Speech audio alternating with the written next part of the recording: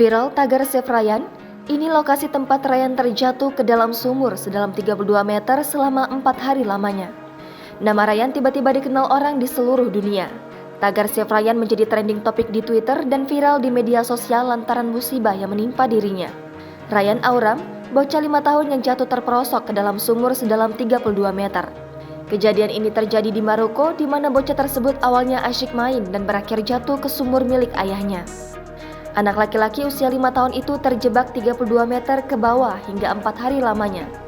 Peristiwa yang menimpa Ryan ini terjadi pada hari Selasa, 1 Februari 2022, dan ia baru ditemukan pada Sabtu malam, 5 Februari 2022. Pengeluaran anak laki-laki tersebut pada Sabtu malam oleh tim darurat yang diidentifikasi dalam pernyataan Raja Mohammed VI sebagai Ryan Auram. Hal ini menandakan berakhirnya misi yang melibatkan tim penanggap pertama dan insinyur topografi yang bekerja sepanjang waktu dengan alat berat termasuk bulldozer dan backhoe. Ambulans membawa Ryan pergi saat orang-orang berdoa.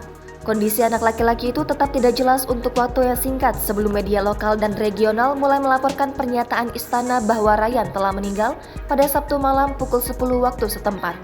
Selama 4 hari, tim penyelamat bekerja untuk menyelamatkan Ryan yang jatuh ke dalam sumur kering dan terperangkap di antara dinding sempitnya di desa Ikran di provinsi Chefchaouen, utara Maroko.